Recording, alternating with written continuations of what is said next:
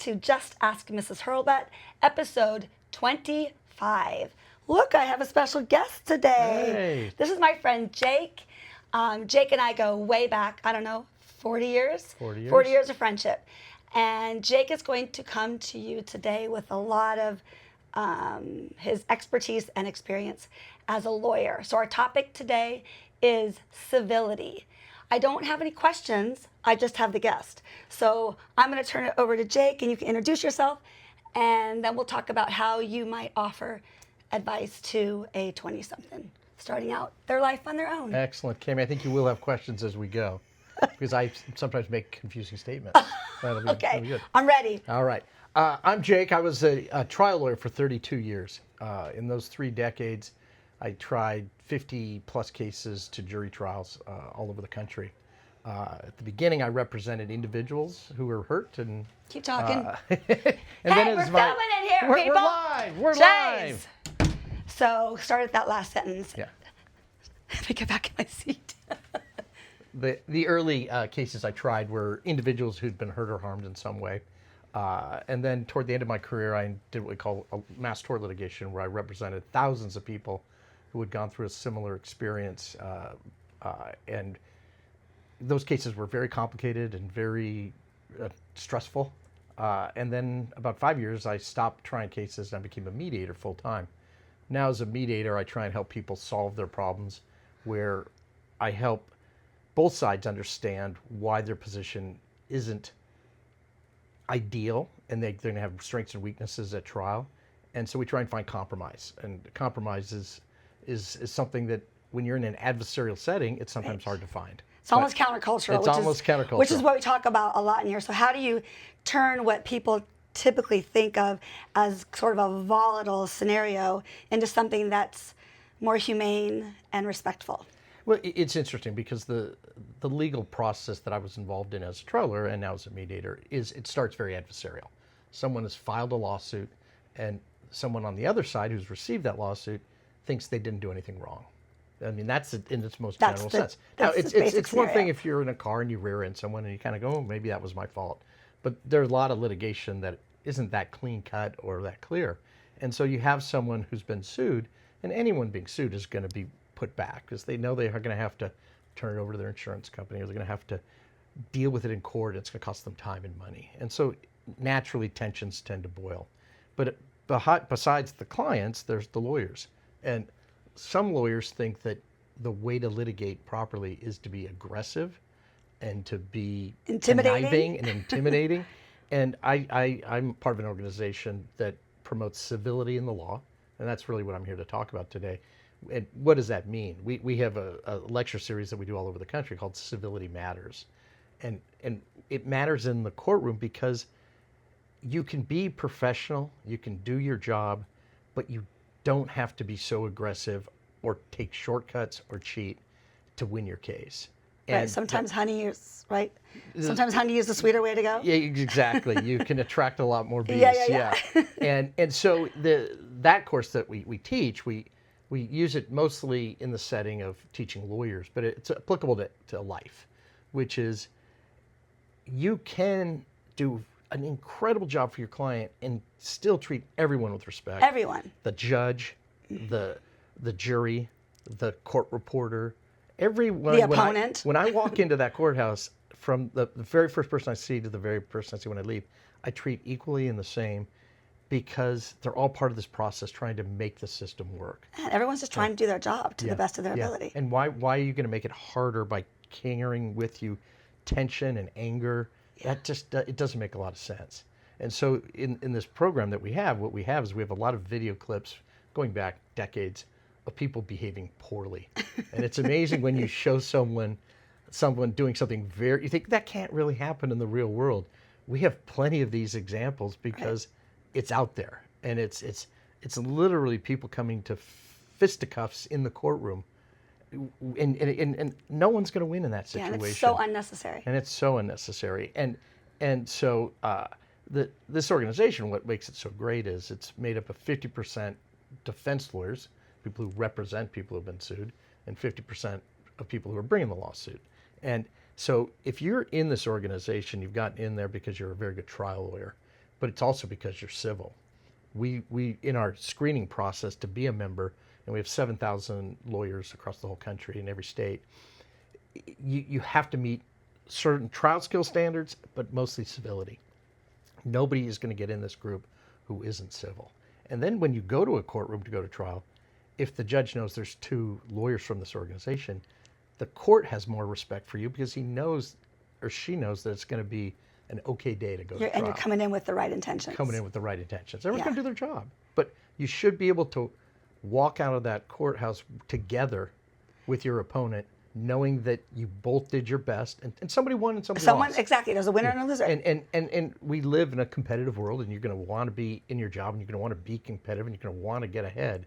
But you can get ahead with kindness and professionalism and civility, and do much, much better, and keep your stress way down. Exactly. And you're a lot less likely to be harmful to somebody you know. And so when you're doing those kind of retreats, you're building relationships. My students in my junior class reads a book called Tattoos on the Heart, which you're probably familiar with. Yeah.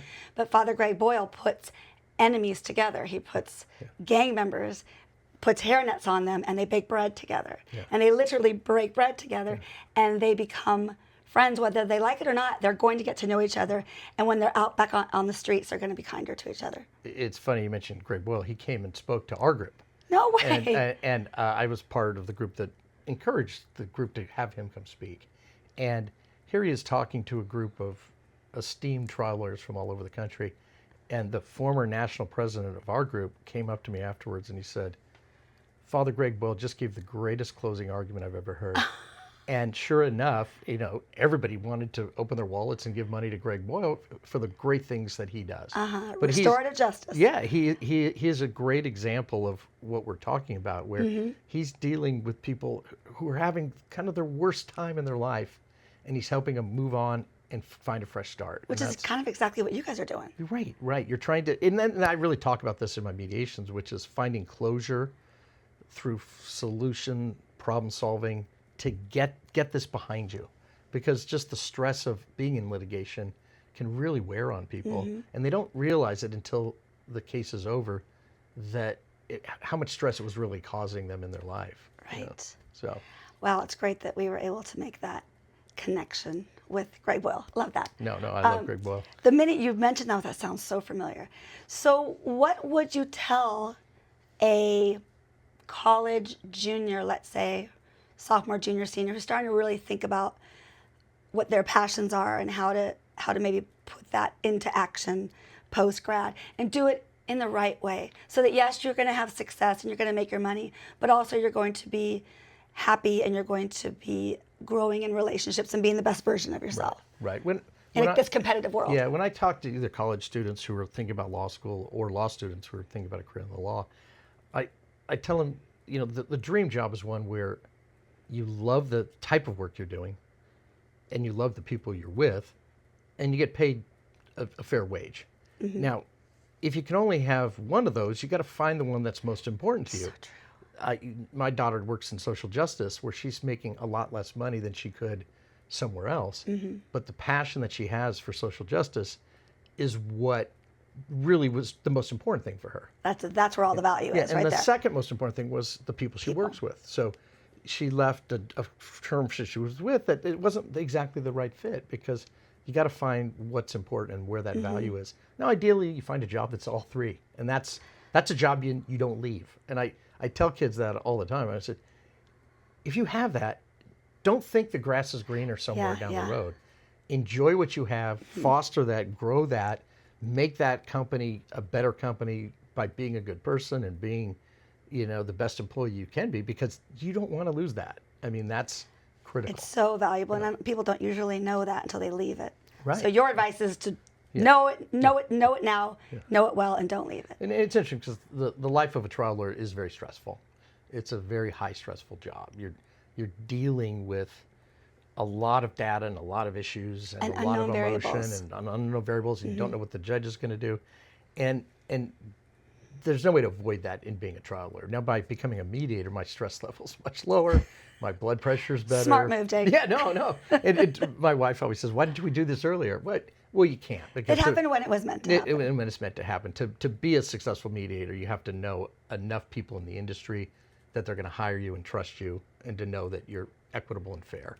So how do you, as this nice guy who has such dedication to his work and his family and the balance between, how did you, in the early years, navigate that cutthroat world? It's hard. When I passed the bar in 1988, I looked like I was 12 years old.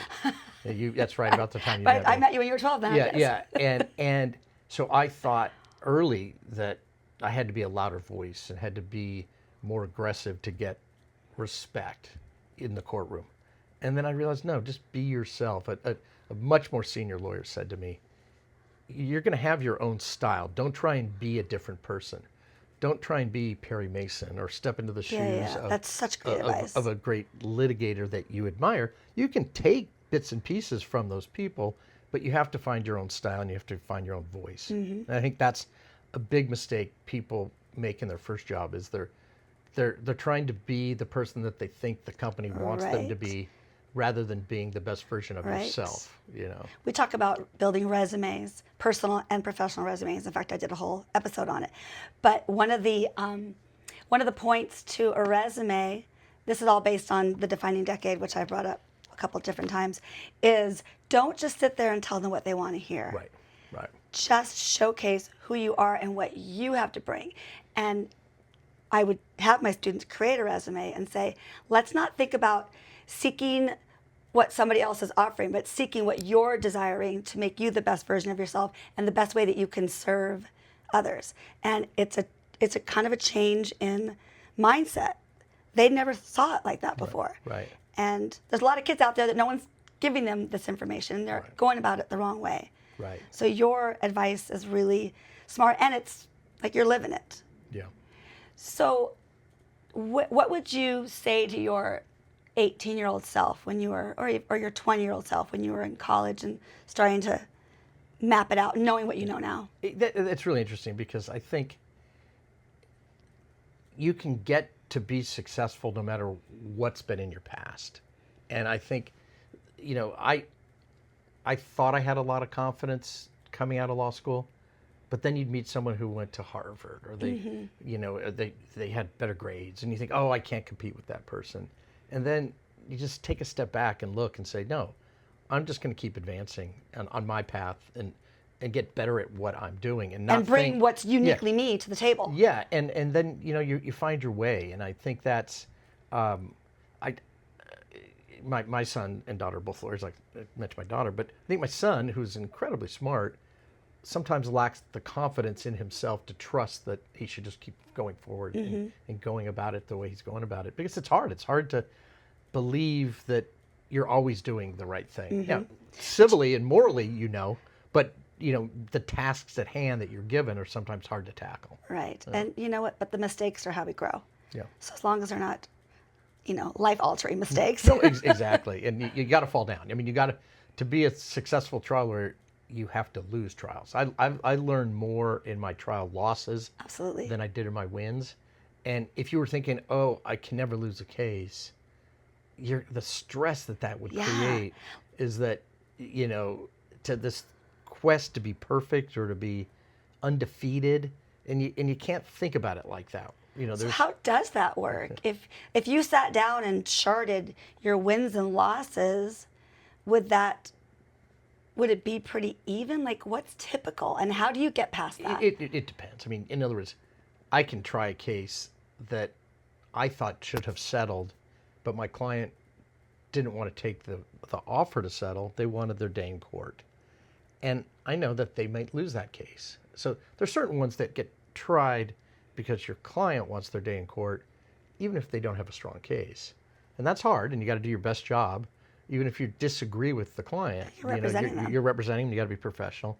And then on the other extreme, there's certain cases that you should win 99 times out of 100, but you can still lose that with the jury who doesn't see it the way you see it. You might have a case that's in a more conservative county, and it's a tougher case. And so those are harder to take, where you think you should win and you lose, but it happens. And then how do you shake that off and go home? You gotta pick yourself back up and keep moving. And it's it is hard, and You have to know how to yeah, compartmentalize, for sure. Yeah, yeah. I had a case that I tried where I thought we could win, but it was a tough case, and I was negotiating with the other side's insurance company while the jury was deliberating, and we settled the case in the hall after the jury had reached a verdict, but before we knew what the verdict was. And I had a young lawyer sitting there at the counsel table, and they're about to read the verdict. And I came in, and the case was settled, but the judge didn't know that it was settled. The defense lawyer didn't know it was settled, and my associate didn't know it was settled, and we lost. And You're like, but wait. and I was happy as a clam because my client and I know we had settled the case. The insurance company knew we had settled the case, but no one else did. So it's still. And she was devastated because she got to feel the loss, my young associate. And then she goes, "How are you handling this so well?" I said, "Well, because I just settled the case 5 minutes ago in the hall." and so you sometimes have to find a solution to the problem that is not to take it out of the jury's hands. In that case, my client really wanted his day in court. He thought the case was going well, but it was a tough case, and so you got to have the sense. So how many years do you think you got left in you to do this? Now that you're a mediator, it's a lot less stress. Yeah, I can mediate for decades. I really enjoy it. It's problem solving. It's taking a new puzzle every day. Which we both love. We both love doing. I finished Cammie's jigsaw puzzle this week, but and then each day's a new challenge, and so new lawyers, new clients to deal with, and I get briefs that I read, so I know what I'm facing. Like I know for tomorrow I have 2 cases, and I know one's going to be very challenging to settle, and one's going to be a little easier to settle, and then I know what's coming up the next day, and it's. When you find a place that's really comfortable, it's a sweet spot. It's a sweet spot. And so, you kind of counter to what I said earlier. Don't be afraid to move. Don't be afraid to take chances in jobs.